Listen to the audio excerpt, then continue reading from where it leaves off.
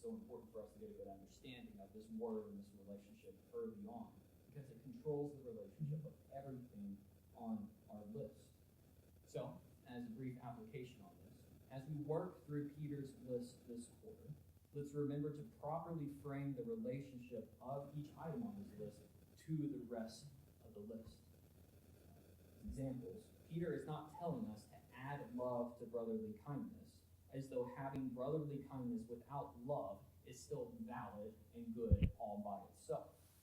Similarly, Peter is not telling us to supplement our brotherly kindness with love, as though brotherly kindness is non-existent before love enters into the equation. We should seek to be supplying our existing qualities with additional qualities.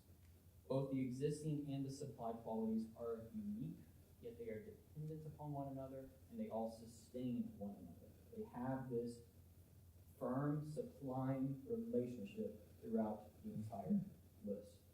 And I have one last thing to say about supplying before we have to move on to talk about virtue. We should note that the word supply is the primary object of the word diligence, which we discussed in class number 2. It is primarily this supplying with every effort and with all diligence.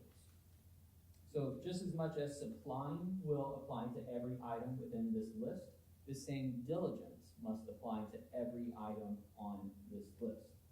So I encourage us all to think of this quarter similar to the story concerning the value of teaching a man to fish.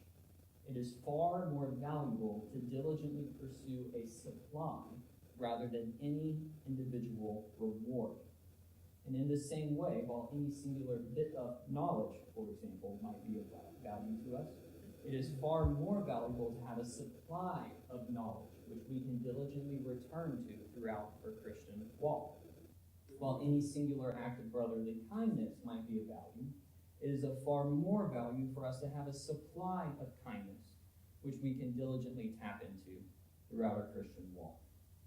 The primary emphasis of Christian diligence is upon this word supply, and it changes the supply to become something of just an individual occurrence to something that must be steadfast, diligently applied all throughout our life. All right. I've exhausted all my thoughts on the word supply, and I've said it far too many times for my own comfort. Just remember, it controls the risk, and it shows the necessity, the dependence, and the sustaining effect of all of these items on one another as we study this list this quarter. I only have 10 minutes, so I'm not going to pause for questions right now, maybe in a bit.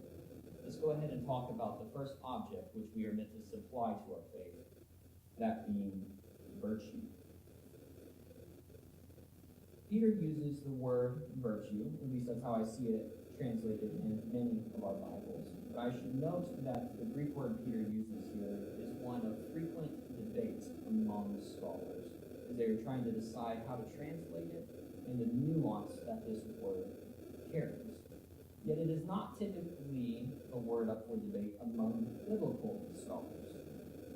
Interestingly, the Bible barely ever uses this word for virtue, yet it is one of the most written about words or topics in ancient Greek literature. Who was it that was writing about virtue so much?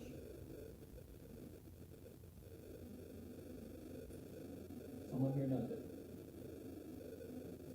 Take a guess. The Greeks? Who? Okay, yeah, it's the philosophers. Okay? Specifically, we have Socrates, Plato, we have Aristotle. The Greek and Roman philosophers were utterly consumed with figuring out virtue.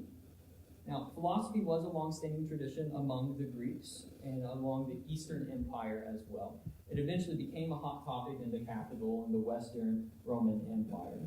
So we can probably assume that most of Peter's audience would have had a rather solid understanding of his vocabulary here. They would have been a bit tapped into what was the general consensus concerning the word virtue when Peter wrote it in his epistle.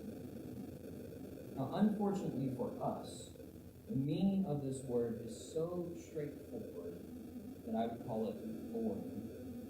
We can most simply define virtue as just meaning excellence.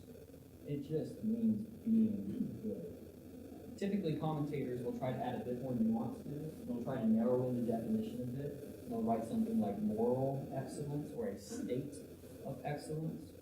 But essentially what Peter is doing is he's opening up this list with the incredibly generic command to just be good. Now, I find this opening command to be so generic as to be nearly meaningless. Once you start to talk about a vague enough idea, it becomes difficult to discuss it in detail and figure out how one can actually apply it to their life. But I do think there are just a couple of paths that we can pursue, kind of carry Peter's meaning to a point which we might be provided with a bit more insight and something applicable as we read here tonight. So, just as we noticed a few minutes ago with the word supply, Peter also uses the word virtue somewhere else in the context of our text this quarter. Does anybody know where that is? Where else does Peter use this word? All right, you'll look back in verse 3. Peter writes, Christ's divine power has granted to us all things that pertain to life and godliness, through the knowledge of him who called us to his own glory and excellence. When Peter wrote excellence in verse 3, he's using that same word, which he repeats in verse 5, which our translators typically write as virtue. Now again, as we stated earlier, I'm going to hold to our kind of safest path, which is continuing to interpret Peter's usage of the word consistent with his earlier usage of this same word back in verse 3. So what I'd like to submit to you is that in verse 5, when Peter calls us to add virtue to our faith, he means that same virtue which he spoke of in verse 3. And how does he describe that virtue or excellence back in verse 3? It's Christ's very own excellence. Now, I do find this remarkable, but admittedly, it doesn't help too much in giving us something to build on. But perhaps we can chase this a bit further and we can arrive at some application. I'll ask you now, think about his virtues. Think about his moral excellence. In what ways was Christ excellent? You can go ahead and tell me.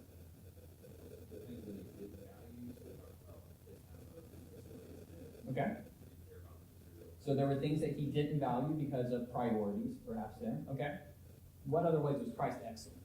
Blameless and sinless. Blameless and sinless. So that would get under the moral excellence in a very moral capacity. There you go. He sought justice in life. Yes. Okay. Especially with downtrodden. Yes. Poor.